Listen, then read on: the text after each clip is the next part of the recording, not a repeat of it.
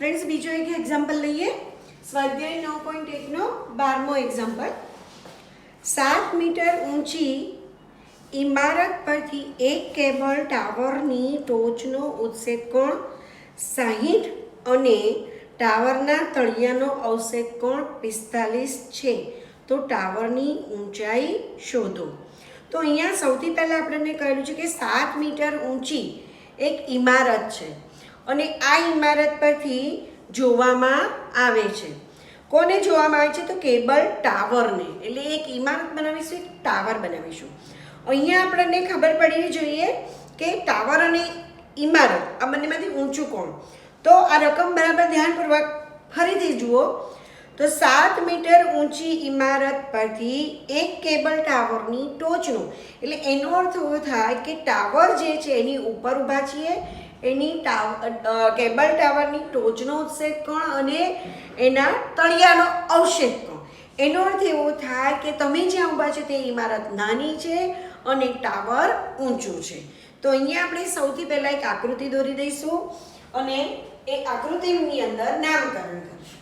तो अहींया सपोज आ जमीन पर एक टावर छे, सॉरी आ इमारत छे। आ इमारत एनी उपर तमे उभेला छो अने अहींया सामे जे छे ए टावर छे, ए टावरनुं निरीक्षण करो छो अने आ निरीक्षण करीए छीए एटले अहींया आपणे नामकरण आपी दीए जोडे जोडे केम के भूली ना जाओ। तो अहींया छे आपणी इमारतनी ऊंचाई, इमारतनी ऊंचाई અને આ છે કેબલ ટાવર, કેબલ ટાવર ની ઊંચાઈ। ઓકે મિત્રો, હવે અહીંથી નિરીક્ષણ કરીએ છીએ ત્યારે તમારી દ્રષ્ટિ સીધી જાય। હવે જ્યારે ઉપર એની ટોચને જોઈએ છીએ ત્યારે એ ટોચનો ઉચ્છેદ કોણ આપણને 60 કહેવામાં આવ્યો છે। तो आ छे ए एनी टोच। तो अहींया आपणे जे खूणो मळे छे ते केटला अंशनो प्राप्त थाय छे 60 अंशनो। ત્યારબાદ આપણને કહ્યું છે ને તળિયાનો અવક્ષેપ કોણ, તો તળિયાનો અવક્ષેપ કોણ કેટલો કહ્યો છે 45। તો અહીંથી જ્યારે દ્રષ્ટિ તમારી સીધી જાય છે તેના બદલે તમારે નીચે તરફ જોવાનું આવે છે। તો આ એનું તળિયું છે। तो अहींया तमे दृष्टि नाखो छो अने अहींया तमारी दृष्टि आम सीधी जाय छे परंतु तमारे नीचे तरफ लई जवी पड़े छे। એટલે अहींया जे बने छे खूणो ते कयो खूणो बने छे अवक्षेद कोण अने आ अवक्षेद कोण કેટલા અંશનો બને છે 45 અંશનો। તો આપણી પાસે આ બધી આકૃતિ આવી ગઈ, આખું બધું જ। આની અંદર એક જ બાકી રહ્યું 7 મીટર ઊંચી ઇમારત, એટલે ઇમારતની ઊંચાઈ જે આપણને કહેવામાં આવ્યું છે 7 મીટર છે, એટલે આ ઇમારતની ઊંચાઈ। હવે આપણે નામકરણ કરી દઈએ। સપોઝ અહીંથી સ્ટાર્ટ કરીએ એ બી, તો એ બી છે ઇમારતની ઊંચાઈ। સી તો આ ઇમારત અને ટાવર વચ્ચેનું અંતર કહેવાશે। ડી અને ઈ તો જે સીઈ છે એ કેબલ ટાવરની ઊંચાઈ છે। હવે આપણને જે શોધવાનું કહ્યું છે તેની વાત કરીએ તો શોધવાનું શું કહ્યું છે ટાવરની ઊંચાઈ શોધો। એટલે આ EC નું માપ શોધવાનું છે, અહીંયાથી અહીંયા સુધીનું માપ આપણે શોધવાનું છે મિત્રો। ઓકે, તો હવે આની અંદર આપણે બે ત્રિકોણો કાટકોણ ત્રિકોણ શોધવાના છે। કયા બે કાટકોણ ત્રિકોણ બનશે તો અહીંયા જોઈ શકાય છે એક અહીંયા કાટખૂણો બને છે અને બીજો એક અહીંયા કાટખૂણો બને છે। तो અહીંયા આ બે ત્રિકોણ લઈશું। એક ત્રિકોણ છે AEBA અને બીજો ત્રિકોણ આવશે ABC।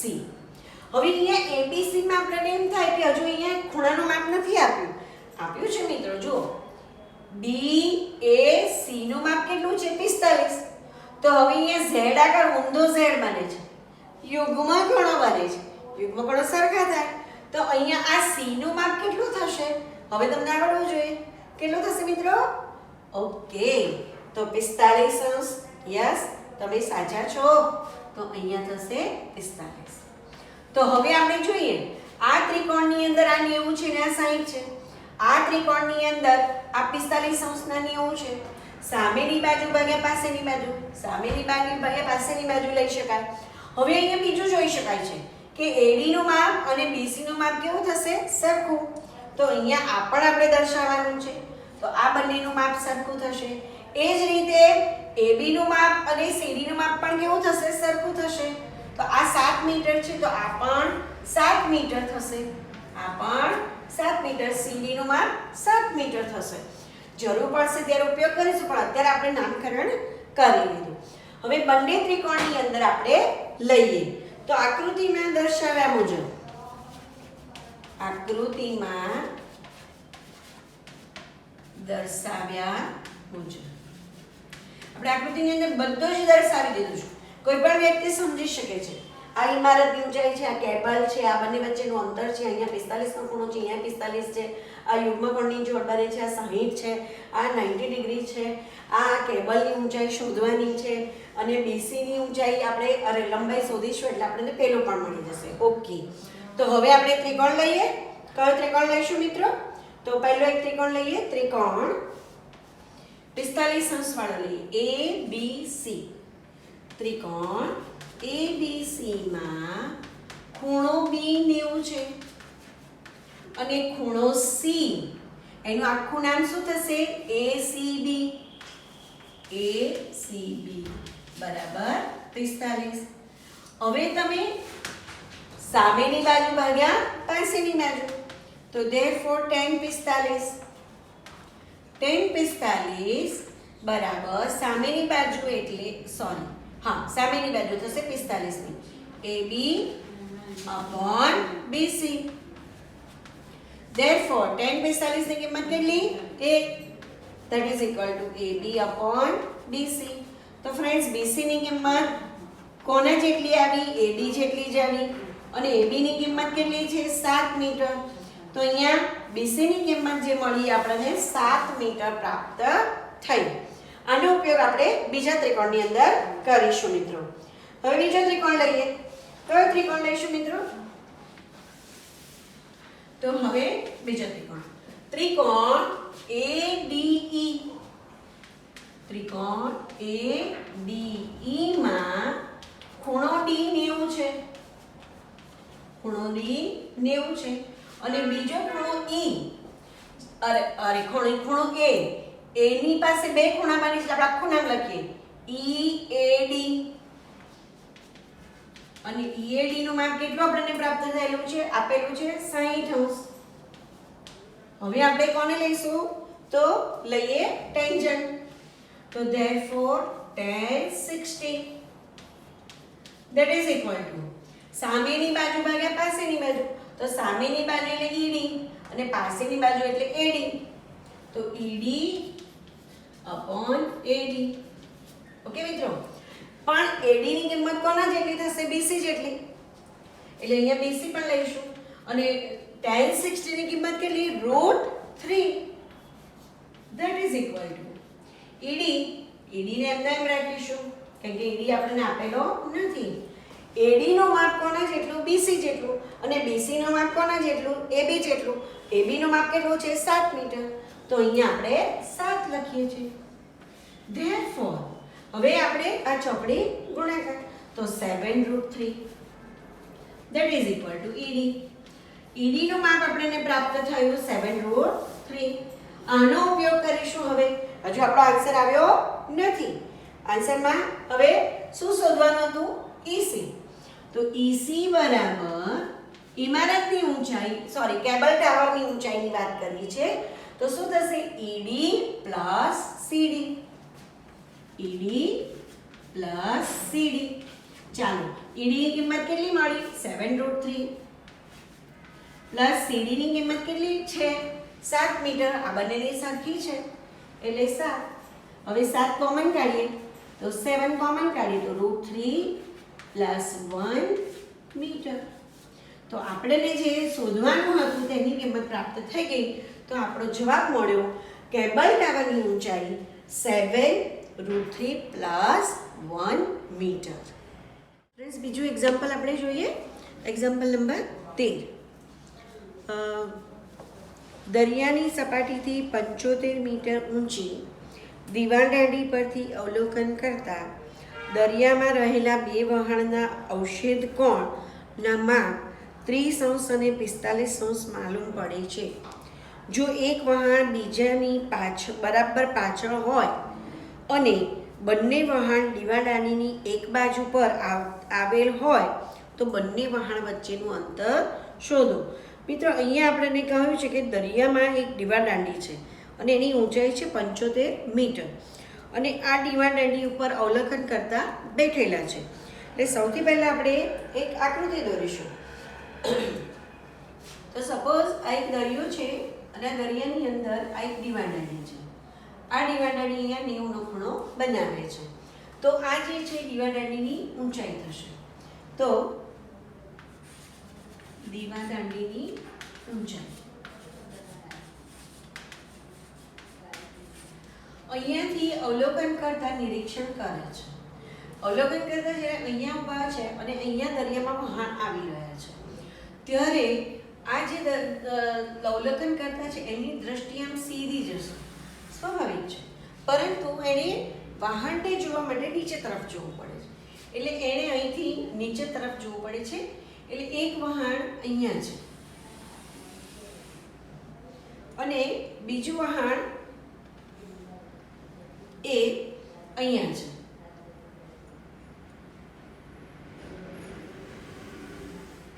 આ બંને વહાણ છે. હવે આ બંને વહાણને જોવા માટે એને દ્રષ્ટિને નીચે લાવવી પડે છે. એટલે અહીંયા બે ખૂણા બને છે. એક ખૂણો છે અહીંયા અને બીજો ખૂણો અહીંયા બને છે. તો હવે બંને ખૂણાની વાત કરી છે તે બંને ખૂણાના અવશેષ કોણની વાત કરી છે. કેટલા છે? તો 30° અને 45° માલુમ પડે છે. તો આ જે છે 30° છે અને આ છે 45° છે. ઓકે મિત્રો, આપણને કહેવામાં આવ્યું છે કે આની જે ઊંચાઈ છે 75 મીટર છે. 75 મીટર. ઓકે મિત્રો, અને હવે આપણને કહ્યું છે આ વહાણ 1 અને વહાણ 2 આ બંને વચ્ચેનું અંતર શોધવાનું છે. આપણે આ શોધવાનું છે, આ અંતર. અહીંયા હવે આપણે નામકરણ કરી દઈએ. સપોઝ નામ આપી દો A, અહીંયા B, અહીંયા C, અહીંયા D અને અહીંયા E. તો હવે આપણી પાસે આ આખી આકૃતિની અંદર બધી જ વિગતો આવી ગઈ છે. 30° નો ખૂણો અહીંયા Z આકાર બને છે. તો હવે તમને ખ્યાલ આવી ગયો હશે કે ABE નું માપ જો 30 હોય તો બીજા કયા ખૂણાનું માપ 30 થશે? BEC નું માપ 30 થશે. તો આ ખૂણાનું માપ આપણને 30 થશે. બીજું એક વાત કરીએ તો ABD આ ખૂણાનું માપ 45 છે. તો બીજા કયા ખૂણાનું માપ 45 થશે? તો BDC નું 45 થશે. તો આનું 45° થશે. ઓકે મિત્રો, હવે આપણે બધું જ કમ્પ્લીટ આની અંદર રકમની વસ્તુઓને આઈડેન્ટિફાઈ કરી લીધેલી છે. હવે આપણે શોધવાનું છે ED. એમાં આપણે બે ત્રિકોણ પસંદ કરવાના જે કાટકોણ ત્રિકોણ હોય. તો અહીંયા બે કાટકોણ ત્રિકોણ બને છે. એક છે BCD અને બીજો BCE. આ બે ત્રિકોણ કાટકોણ ત્રિકોણ બને છે. આ બંને કાટકોણ ત્રિકોણનો ઉપયોગ કરી અને આપણે AD ની કિંમત શોધીશું. અહીંયા આપણને આ જે અંતર છે એ અંતર CD નું કહેવામાં નથી આવ્યું. સપોઝ આને આપણે x ધારી લઈએ, x મીટર. આમ તો તમને ખ્યાલ આવી ગયો હશે કે આ 75 છે એટલે આ 75 આવશે કારણ કે આ 45° નો ખૂણો છે અને એટલે આ 45 થશે. એટલે BC નું માપ અને CD નું માપ 75 જ થશે. એટલે આ પણ 75 થશે, આ પણ 75 થશે. પરંતુ આપણે ગણતરી બતાવવાની છે, ટેન્જન્ટ લેવાનો છે. તો સૌથી પહેલા આપણે ત્રિકોણ લઈએ. તો પહેલો ત્રિકોણ લઈએ. ત્રિકોણ BCD માં ખૂણા C નું માપ 90 છે અને ખૂણા D પાસે બે ખૂણા બને એટલે આપણે આખું નામ લખીએ BDC. BDC બરાબર 45°. હવે આપણે અહીંયા લઈશું ટેન્જન્ટ. તો therefore tan 45. tan 45 સામેની બાજુ ભાગ્યા પાસેની બાજુ. તો 45 ના વજનમાં સામેની બાજુ BC અને પાસેની બાજુ એટલે CD. ઓકે, તો therefore આ CD નું જે માપ છે એ કોના જેટલું થશે? BC જેટલું, કેમ કે 45 ની કિંમત 1 થશે અને BC ની જે કિંમત છે કેટલી આપેલી છે? 75. એટલે CD નું માપ આપણને 75 મીટર મળી ગયું. હવે આપણે બીજો ત્રિકોણ લઈશું મિત્રો. તો બીજો કયો ત્રિકોણ લઈશું? તો ત્રિકોણ BCE. તો ત્રિકોણ BCE માં ખૂણો C 90 છે અને બીજો કયો ખૂણો? E. E નું આખું નામ BEC. એનું માપ કેટલું છે? 30 અંશ. હવે આપણે અહીંયા ટેન્જન્ટ લઈશું. તો ટેન્જન્ટ લઈએ તો therefore tan 30 સામેની બાજુ ભાગ્યા પાસેની બાજુ. તો સામેની બાજુ આવશે BC અને પાસેની બાજુ એટલે કઈ આવશે? CE. therefore tan 30 ની કિંમત 1/√3 that is equal to BC ની કિંમત કેટલી છે? તો 75. તો BC ની કિંમત 75 અને EC ની જે કિંમત છે તે EC એટલે આટલું અંતર CD plus DE. CD plus DE. CD ની કિંમત આપણને ખબર છે 75. એટલે અહીંયા CD plus DE that is equal to અહીંયા આ બંનેનો ગુણાકાર થશે તો 75√3 બરાબર હવે CD ની કિંમત કેટલી? 75 અને પ્લસ DE જે આપણે શોધવાનું છે. હવે DE ને આપણે એક બાજુ લઈ આવીએ તો DE બરાબર એટલે કે બે વહાણ વચ્ચેનું અંતર 75√3 માઈનસ 75. 75 કોમન નીકળશે એટલે √3 માઈનસ 1 મીટર. તો આપણે બે વહાણ વચ્ચેનું અંતર જે શોધવાનું કહ્યું છે તે પ્રાપ્ત થયું 75√3 માઈનસ 1 મીટર. ફ્રેન્ડ્સ બીજું એક એક્ઝામ્પલ લઈએ. સ્વાધ્યાય 9.1 એનો 14મું એક્ઝામ્પલ. 1.2 મીટર ઊંચાઈવાળી એક છોકરીને જમીનથી 88.2 મીટર ઊંચાઈ પર રહેલું એક બલૂન જોવા મળે છે. પવનને કારણે તે સમક્ષિતિજ રેખામાં ગતિ કરે છે. કોઈ એક સમયે છોકરીને તે ઉત્સેચકનું માપ 60 મળે છે. થોડા સમય બાદ બલૂનના ઉત્સેચકનું માપ ઘટીને 30 અંશ થાય છે. બાજુમાં જે આકૃતિ આપેલી છે તે જોઈ શકાય છે. તો આ સમય દરમિયાન બલૂને કાપેલું અંતર શોધો. તો અહીંયા સૌથી પહેલાં 1.2 મીટર ઊંચાઈવાળી એક છોકરી છે અને એ છોકરી એક બલૂનને અવકાશમાં જુએ છે. તો આની કાલ્પનિક આકૃતિ આપણે દોરીએ. તો સૌથી પહેલાં 1.2 મીટરની ઊંચાઈની આ છોકરી છે અને આ છોકરી અહીંયા ઉપર એક બલૂનને જુએ છે. આ એક બલૂન છે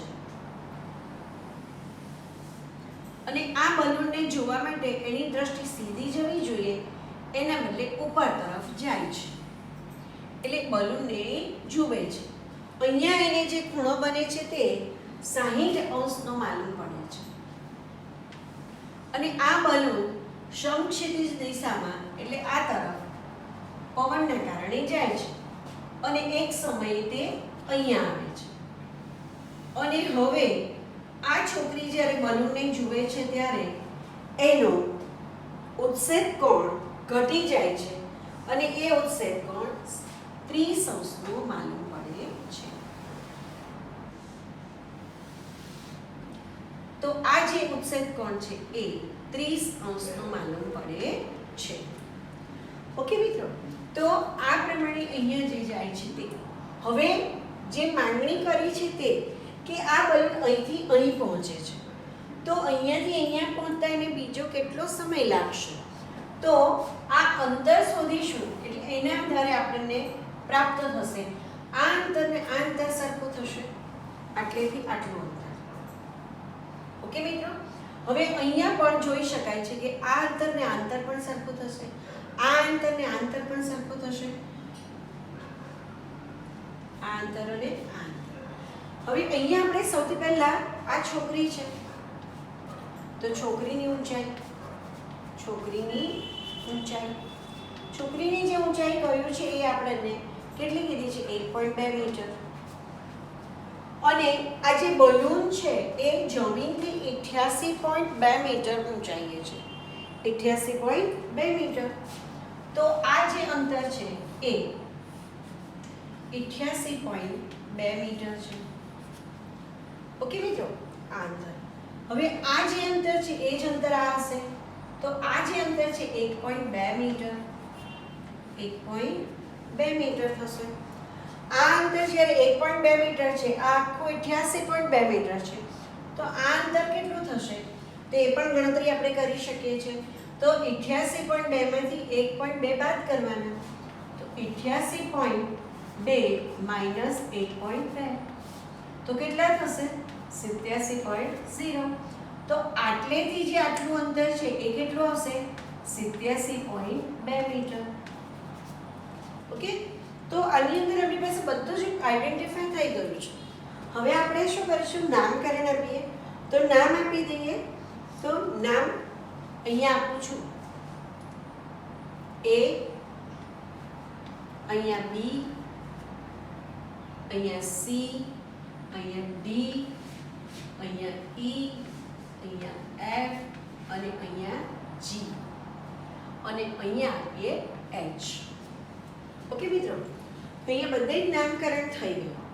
હવે આપણે અહીંયા બે ત્રિકોણ શોધવાના છે કે જે કાટકોણ ત્રિકોણ. તો અહીંયા આપણે 30 અંશનો ખૂણો જે બને છે તે ત્રિકોણની વાત કરીએ તો આ ત્રિકોણ છે. નામ શું છે એનું, તો AEF છે આ ત્રિકોણ. તો અહીંયા 90 નો ખૂણો બને છે એ આ જગ્યાએ થઈ ગયો કાટકોણ ત્રિકોણ. બીજો એક કાટકોણ ત્રિકોણ 60 અંશનો જે ખૂણો બને છે તે આ જે ખૂણો છે એ 60 નો બને છે. અહીંયા અહીંયાથી આ ખૂણો આ જોઈએ, અહીંયા એ આ ખૂણો 60 નો બને છે. સમજાય છે? GAH એ 60 નો બને છે. તો હવે જ્યારે આ 60 નો બને છે એ ત્રિકોણ જ જોઈએ આપણે. તો AHG અહીંયા આપણને 90 નો ખૂણો પ્રાપ્ત થાય છે. અહીંયા આ 90 નો. એટલે AHG જે છે 60 નો ખૂણો આ અને H જે છે 90 નો ખૂણો છે. એટલે આ ત્રિકોણ અને બીજો આ ત્રિકોણ AEF આ બંને ત્રિકોણની વાત આપણે કરીશું. શું શોધવાનું છે? તો આપણને GF શોધવાનું છે કે બલૂને કેટલું અંતર કાપ્યું એના અંદર આપણે સમય નોંધી શકાશે. સમય શોધવાનું છે. તો આ જે છે એ શોધવાનું છે. ઓકે મિત્રો, તો અહીંયા આપણે ક્વેશ્ચન માર્ક આવશે એટલે આ અંતર શોધવાનું છે આટલેથી આટલું. આ જે અંતર છે એ જ આ અંતર થશે, એ જ આ પણ અંતર થશે, આ પણ HE એ જ આ CD થશે. ઓકે, તો હવે આપણે બંને ત્રિકોણની એક પછી એક ગણતરી કરીએ તો એમાંથી આપણે જે શોધવાનું છે GF શોધી કાઢીશું. તો આકૃતિમાં દર્શાવ્યા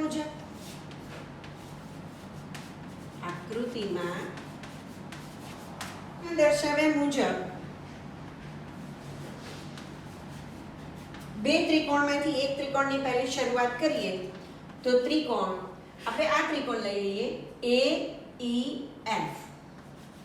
AEF માં ખૂણો E બરાબર 90 અને ખૂણો F એ 30 અંશનો છે. એનું આખું નામ લઈએ FAE બરાબર 30. ધેરફોર અહીંયા લઈએ tan 30. tan 30 નું સૂત્ર આના અનુસંધાનમાં સામેની બાજુ ભાગ્યા પાસેની બાજુ. તો સામેની બાજુ એટલે FE અપોન પાસેની બાજુ એટલે AE થશે. ઓકે મિત્રો, therefore tan 30 ની કિંમત 1/√3 that is equal to FE. તો એની કિંમત આપણે શોધી કાઢી. સોરી, યસ 87.0 છે, 0 છે, એ ભૂલથી 2 લખાઈ ગયેલા છે. તો FE ની કિંમત આપણને પ્રાપ્ત થયેલી છે 87 અપોન AE, તો આ આખું આવશે AE, અને therefore AE ની કિંમત કઈ થશે? તો AE બરાબર શું આવશે? તો આ બંનેનો ગુણાકાર થશે, આ બંનેનો ગુણાકાર, તો 87√3, 87√3. તો આપણી પાસે AE ની કિંમત એક પ્રાપ્ત થઈ ગઈ, નંબર 1. હવે આપણે આગળ જઈએ, બીજો ત્રિકોણ લઈએ. કયો ત્રિકોણ લઈશું મિત્રો? તો 60 અંશનો ખૂણો છે તે વાળો ત્રિકોણ. આ તો AHG, ત્રિકોણ AHG માં H 90 નો છે, ખૂણો H બરાબર 90, અને ખૂણો A પાસે બે ખૂણા બને છે, એટલે આપણે આખું નામ લખવાનું GAH, GAH, એને વચ્ચે રાખવાનું. એ કેટલા અંશનો છે? 60 અંશનો. તો therefore હવે આપણે ટેન્જન્ટ લઈએ. tan લઈશું તો શું આવશે મિત્રો? તો tan 60 is equal to સામેની બાજુ, તો આ 60 ની સામેની બાજુ કઈ થશે? GH અપોન શું થશે? AH, અને therefore tan 60. હવે GH ની વાત કરીએ તો GH નું માપ FE જેટલું થશે, તમે જોઈ શકો છો. તો આ બંનેનું માપ પણ અહીંયા સરખું થાય. FE નું કિંમત 87 મીટર, તો GH ની પણ કેટલી થશે? 87. તો અને tan 60 ની કિંમત, તો tan 60 ની કિંમત કેટલી? √3. that is equal to GH ની કિંમત પણ આના જેટલી થશે, 87 અપોન AH, અને therefore AH ની કિંમત કેટલી થશે મિત્રો? 87 અપોન √3 થશે. તો આપણી પાસે AH ની કિંમત પણ મળી ગઈ. પરિણામ નંબર 2. પરિણામ 1 અને 2 પરથી આપણે શોધવાનું છે. હવે જો AE ની કિંમત આપણને મળી 87√3, અને AH ની કિંમત એટલે આટલું માપ મળ્યું આપણને 87/√3. આપણે શોધવું છે HE. HE મળી જાય એટલે GE જેટલું, GF જેટલું થઈ જાય. તો આપણો ટાર્ગેટ GF નો છે, એટલે HE મળી જાય એટલે શું કે AE માંથી AH બાદ કરી દઈએ તો HE ની કિંમત મળી જાય. તો હવે આપણે શું કરીશું? આમાંથી આને બાદ કરીશું, એટલે HE ની મળશે, અને HE ની કિંમત એ GF જેટલી જ છે.